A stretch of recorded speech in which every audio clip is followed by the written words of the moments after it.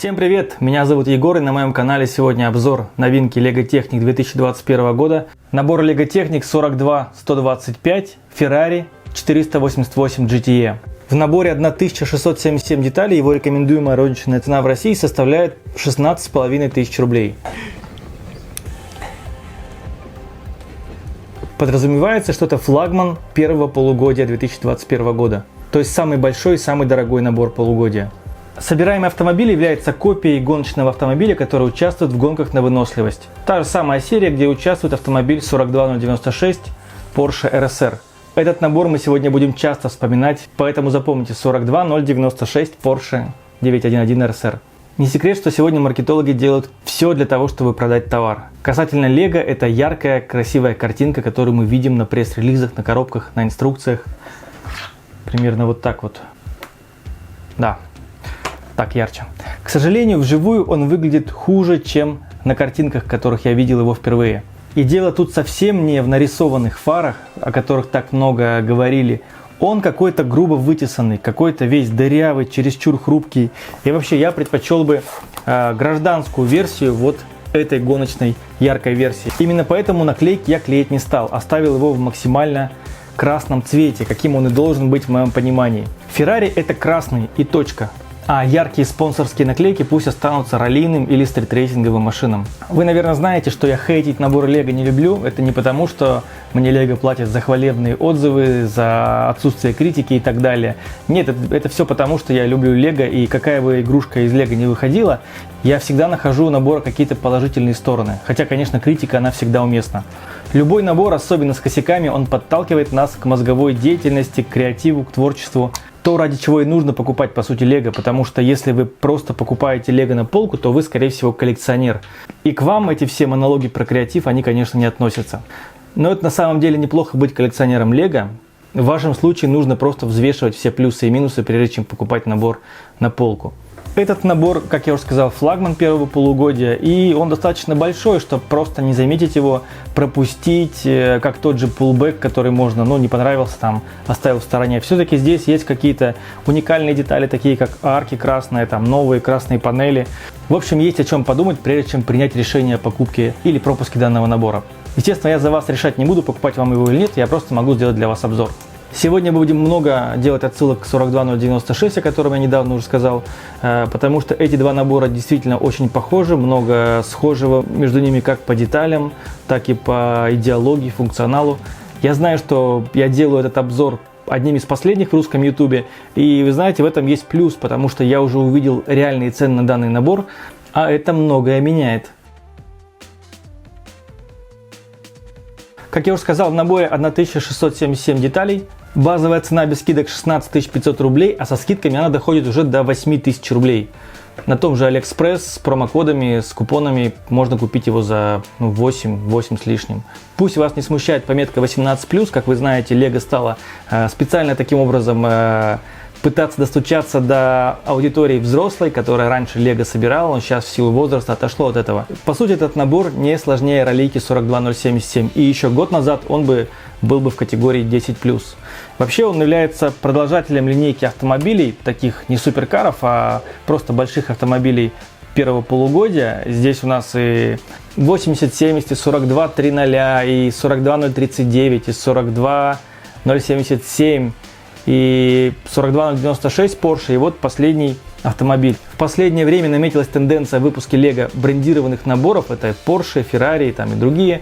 И я думаю, что эта линейка, она будет продолжаться именно как брендированная, то есть настоящие автомобили.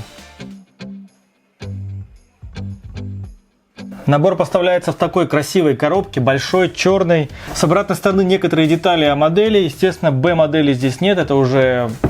С этим мы уже, наверное, многие смирились. Масштаб модели нигде не указан, но он составляет примерно 1 к 10. Коробочка открывается традиционно сбоку. Времена, когда были красивые клапаны спереди, уже прошли. Из приятного это Lego наконец-то догадались вкладывать буклеты вот в такие вот конверты. Обычный белый из плотного картона, внутри лежит инструкция. Ну и, конечно же, наклейки, которых тут целых 2 листа.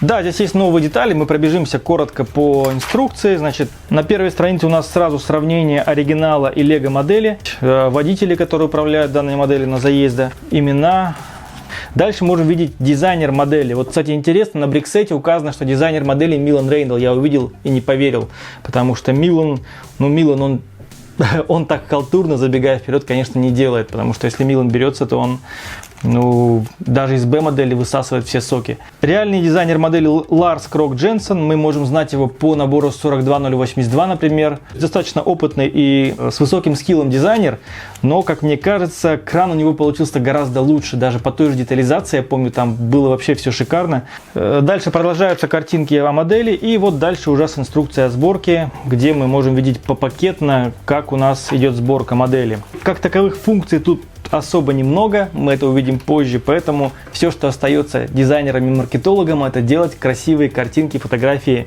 внутренностей, подкапотки, колес, там каких-то спойлеров.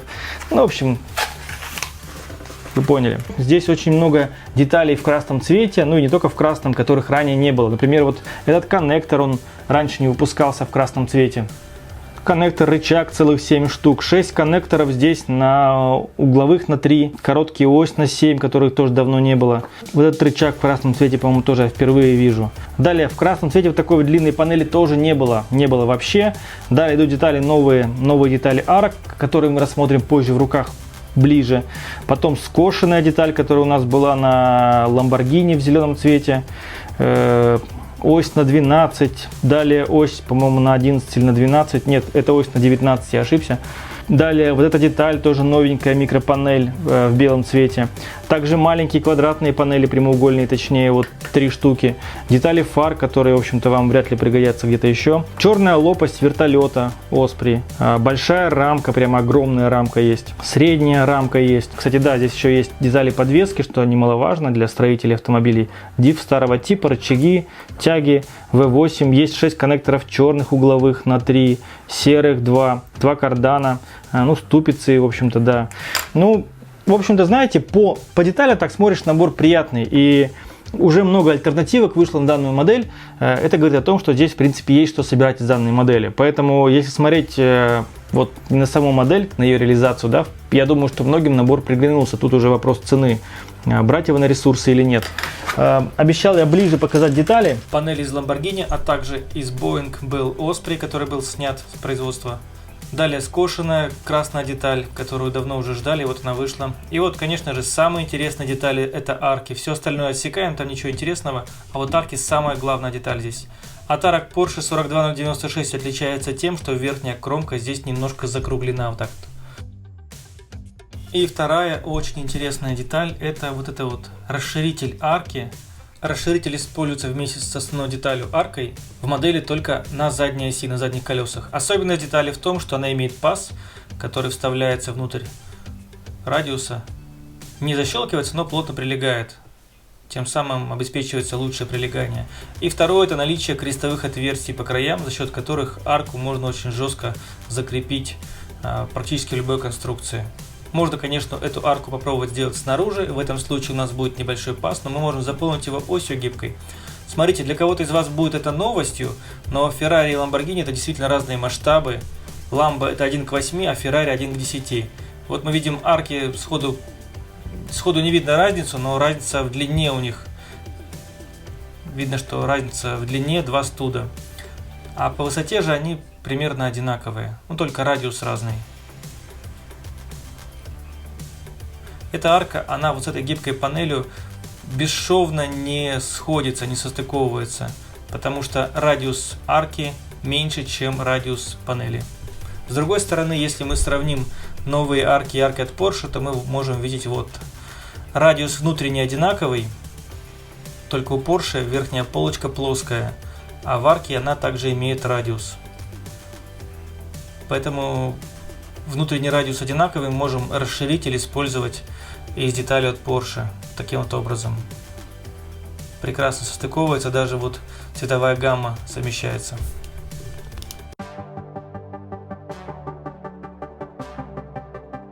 Давайте поговорим про внешний вид. Многие из вас, наверное, еще помнят наборы серии Racers, а именно наборы Racers Ferrari. Это Ferrari Enzo и Ferrari 599 GTB. GTB ли? неважно. Это были красивые полочные наборы, не техник, но выполнены в дизайне техник и представлены в серии Racers 2000-х годов. Там были поршневые двигатели, поворачивалась рулевая система, но там не было подвески. Хотя рычаги были подвески, но они были жестко зафиксированы под рамники, и тем самым модель просто была, без амортизации. Но несмотря на то, что те наборы были немало дырявыми, особенно 599 GTB с ее сложными формами. Кстати, она у меня есть, и когда-нибудь я ее соберу. Так вот, я не приветствую гоночное оформление наборов. Что здесь, что в Porsche предыдущий 911. Все вот эти вот спойлеры, сплиттеры, все это, мне кажется, нужно оставить для фанатов уличных гонок. Наклеек тут, если я не ошибаюсь, их тут, по-моему, 57 штук. Из них я наклеил буквально там, может быть, штук 5-7, 10, не более, для того, чтобы где-то были у нас жеребцы на капоте.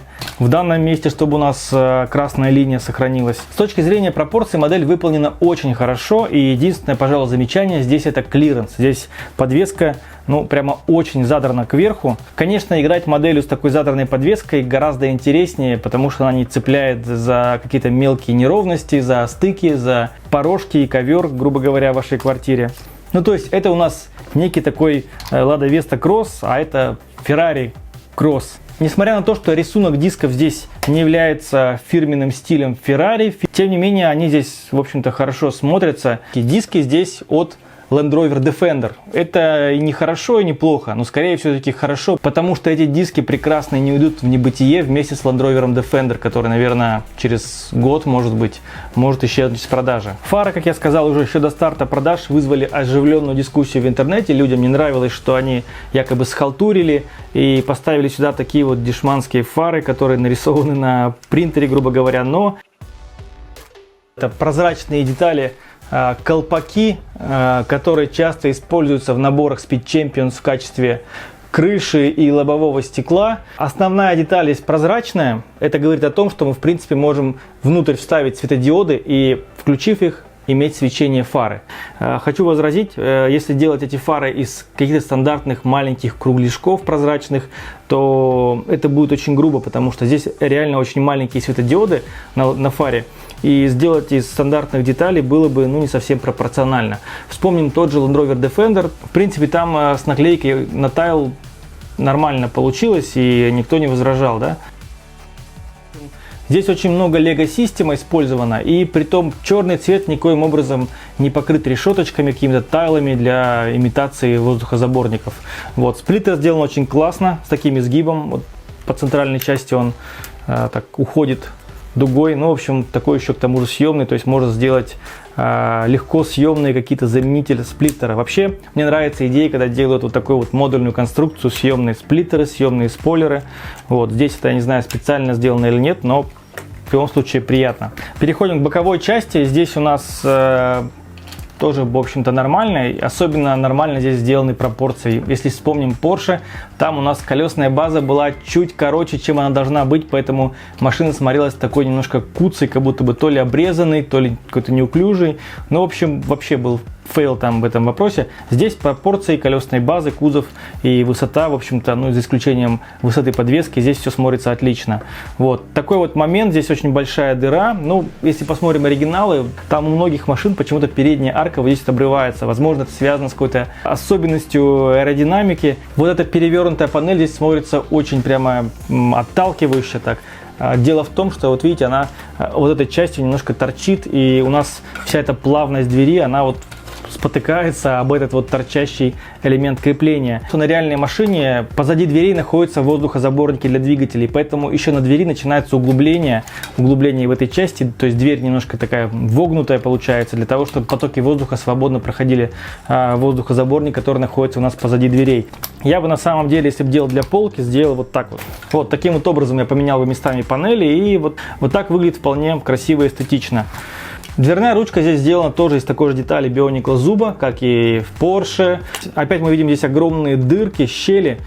Здесь, понятно, воздухозаборник, но между дверью и деталью, крыла, что ли, очень прям большая щель, которая бросается в глаза. Прям такое ощущение парящей двери. И с этой стороны она ничем не прикрыта, и с этой стороны, то есть она как сама по себе от модели меньшего размера сюда ее воткнули. Под дверями находятся те самые лопасти от конвертоплана, в черном цвете они здесь.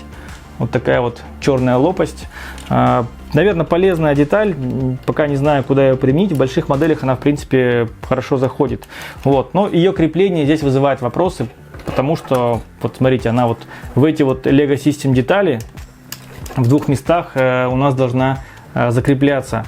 Вот. Но она, естественно, тут не защелкивается, просто вставляется. И вообще в оригинале вот эти вот самые пороги, они как-то немножко повернуты, ну, примерно градусов на 45.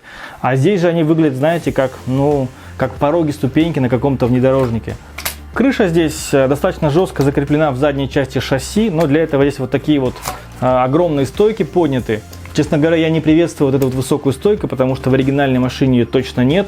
Можно было как-то каркасом обыграть это здесь, но вот она вот бросается в глаза. Если вы захотите сделать здесь нормальный полноценный салон, то вам, скорее всего, придется ее сдвигать назад.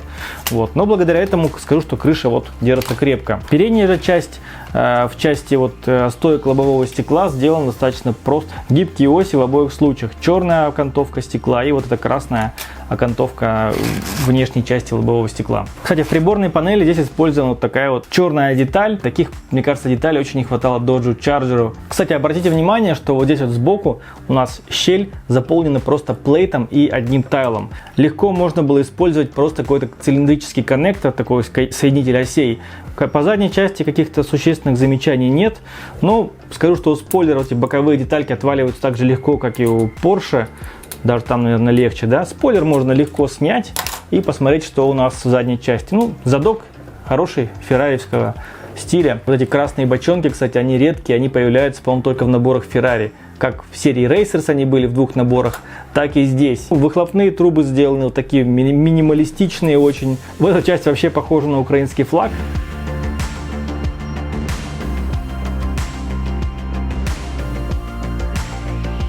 Кузов оставляет ощущение ненадежности. Начинается это вот, как я сказал, уже вот с этих лопастей порогов, которые вот так вот хлипко болтаются. Сам кузов, он вот таким вот образом гнется, как желе. Смотрите. О жесткости вообще речи нет здесь. Когда берешь машину, обязательно что-нибудь повредишь. Если ее чуть-чуть там возьмешь за дырку посильнее, у нас обязательно отвалится вот это вот лифтарм. Что с этой стороны, то вот с этой стороны вот здесь сразу вылетело у нас сиденье, кресло. Вот этот порог, он тоже, по-моему, держится плохо, да, вот, легко разрывает. То есть нет так называемой поперечной стяжки деталей здесь.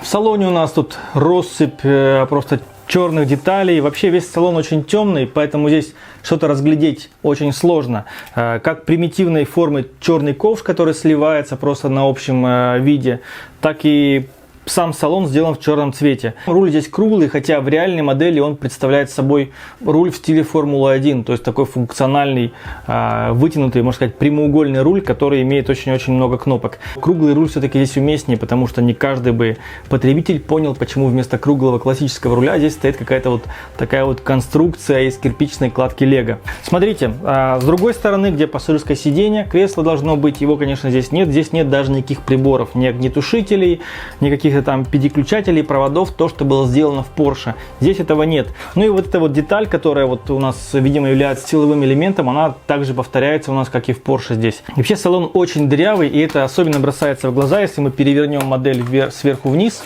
мы видим, что здесь вот эта большая рамка, она вмещает даже, не знаю, мой кулак. Так вот руку туда фактически засунуть, и она у меня выйдет через салон. Fatality.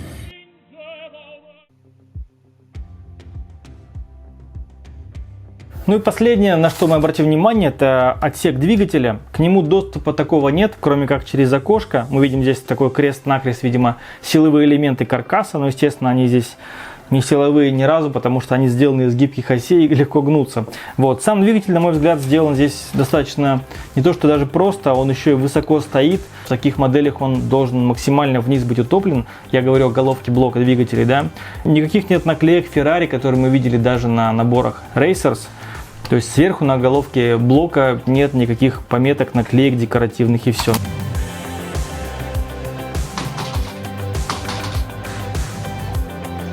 Функции. Эта глава будет очень короткой. Модель построена на схожем шасси, как и для набора 42077 и как для набора 42096. Единственное, на первый взгляд, существенное изменение перед теми наборами – это наличие больших рамок в нижней части шасси. Конечно, жесткость кузова от этого возросла ровно на 146%. Наверное, со знаком минус. Однако наличие этих рамок дает плюсы, о которых я скажу позже. Подвеска здесь независимая, работает хорошо, она не просаживается, не лежит. В общем-то, единственный момент, что это подвеска в стиле Lada Vesta Cross, но это ничего. С подвеской здесь проблем нет. Кстати, подвеску достаточно легко занизить, даже в оригинальных фотографиях со сборки набора дизайнером Lego там видно, что точки крепления амортизатора к рычагам немножко смещены в другую сторону, в другие отверстия, и тем самым у нас модель легко занизится, это вообще не проблема. Но тут есть другое, неявное, но очень существенное отличие. Рычаги здесь наконец-то закрепили грамотно, и здесь нет продольного биения колеса, какое было у многих предыдущих наборов. Посмотрите, как ходуном ходят колеса у Porsche и насколько жестко это сделано здесь. Ну, на уровне люфтанвер, даже ступицы, а не рычага. Это, конечно, хорошо, но мне кажется, в принципе, такого быть не должно. И в этих наборах подвеска не должна быть такой расхлябанной, как это было ранее. Так что это скорее работа над ошибками, чем реальное улучшение. Рулевая система здесь работает только от руля в салоне, как и в Porsche, в общем-то. Не знаю, почему они не вывели какую-то маленькую черную шестеренку, я не знаю, в районе двигателя или, может быть, сзади, потому что модель реально может быть использована для игры ребенком. Ну, клиренс позволяет, да, у нее подвеска работает хорошо, и, в общем-то, угол поворота колес тоже здесь хороший. Но как управлять такой моделью, когда здесь вот такой вот скользкий руль, к которому, ну, пожалуй, только рука ребенка, наверное, или рука младенца сможет подобраться. В общем, такой парадокс. Машина вроде бы для полки, но клиренс позволяет ей играть. Так почему ж не сделать здесь нормальное колесико для управления рулевой системой? Mi scusi. Поршневой двигатель традиционно приводится в движение от задних колес через обычный дифференциал старого типа. Здесь 8 цилиндров. И, кстати, отсек двигателя здесь открыть нельзя. Ну, если вы помните, у Porsche был вообще глухой отсек, глухая крышка, которая закрывала доступ к двигателю. И, кстати, там движок был реально еще хуже оформлен.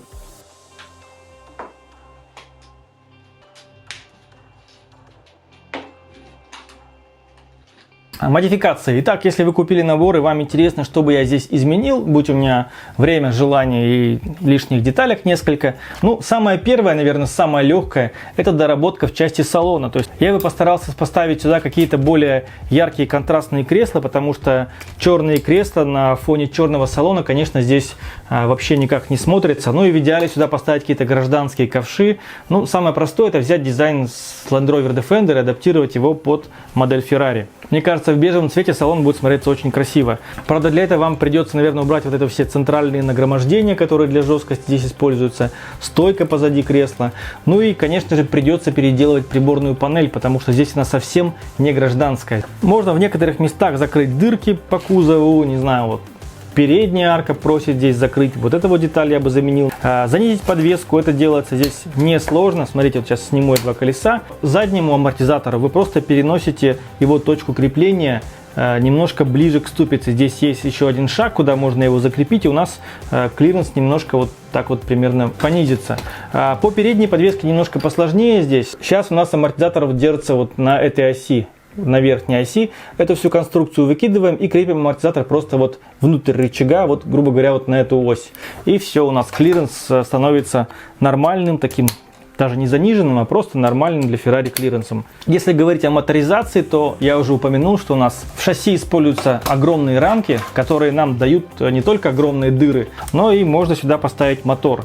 Я не знаю насчет батарейного блока, я думаю, что его проще поставить будет внутрь, где вот у нас находится место пассажира. А в эти отверстия можно поместить какие-то моторы, не знаю, один для рулевой системы, там один или два для привода задних колес. В общем-то, поиграть есть с чем. Я вот вам прямо сейчас не скажу, куда это крепить, но если вы займетесь этим, я думаю, что это будет очень увлекательное и интересное действие. Ну и, кстати, для тех, кому мало места, можно еще и выкинуть 8-поршневой двигатель, потому что он там, ну, реально ни к чему, если вы хотите делать модель на ДУ. Ну а вообще ставить такие модели на моторы, наверное, имеет смысл только если у вас 2 или 4 багги мотора и имеется соответствующий им источник питания и желательно, конечно, пульт управления, не экран смартфона, а как минимум какой-то джойстик или RC-брик. И все-таки я склоняюсь к третьему варианту доработки, а это доработка его до идеальной полочной модели. Если вначале мы поговорили о доработке салона, установке сюда кресел, я опять же говорю о том, что сюда просятся очень красивые какие-то бежевые контрастные сиденья в контраст к салону, доработка приборной панели, а дальше делаем то, что сделал я. Это, во-первых, не клеим наклейки, отдираем их, если вы их уже наклеили. И замена всех деталей ярких, каких-то вот типа вот этих белых на красные. Вот здесь белая у нас тоже деталь. Потом капот здесь, конечно, имеет смысл полностью закрыть вот такими вот красными деталями, перекрыть, потому что на гражданской версии нет этих больших воздухозаборников, щелей. Бампер, конечно, тоже желательно будет поменять, ну, как минимум заменить вот эти синие детали на черные, а лучше весь дизайн бампера пересмотреть в пользу гражданской версии.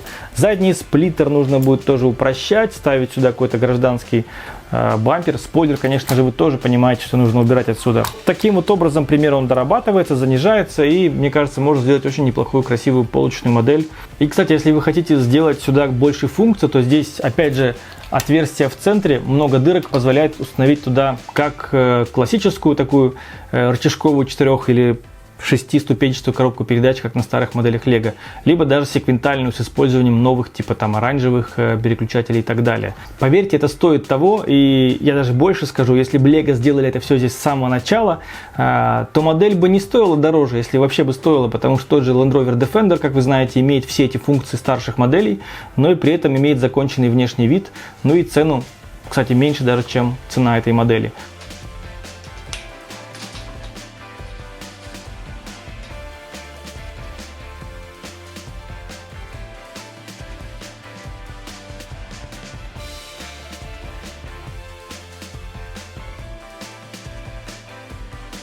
И прежде чем делать заключение, давайте еще раз мы поговорим о этом наборе 42096, который, к слову, есть в продаже. Если вам обе модели нравятся, то я бы даже рекомендовал в первую очередь купить его, пока он есть, потому что его, скорее всего, в следующем году снимут. 42096 2019 года вышел как одноклассник ролейки 42077. Но лицензионный и существенно дороже. После 42056, который в России стоил 35 тысяч без вариантов, без скидок, который подогрел рынок Lego машин для взрослых с ценой 30 тысяч плюс, эту модель восприняли как очень хорошую альтернативу, потому что вы получаете тот же Lego Technic Porsche в 10 масштабе вместо 8.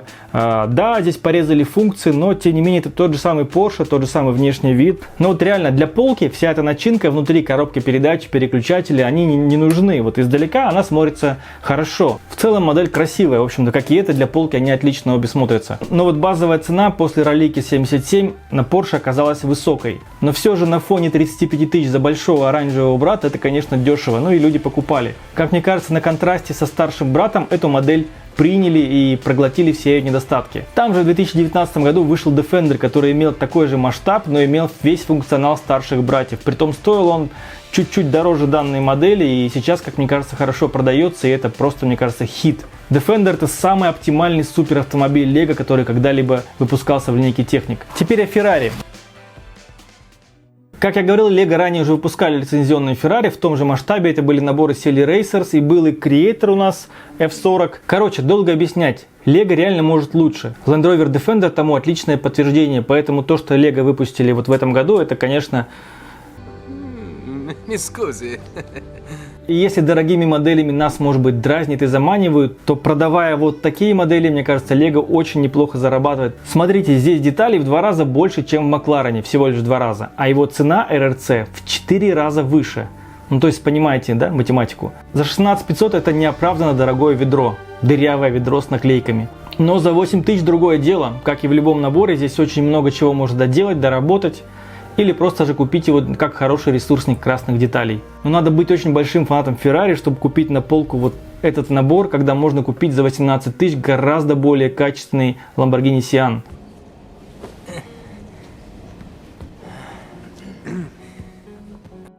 Спасибо, что посмотрели мой обзор. Свое мнение можете оставить в комментариях снизу под обзором. До скорых встреч. Пока.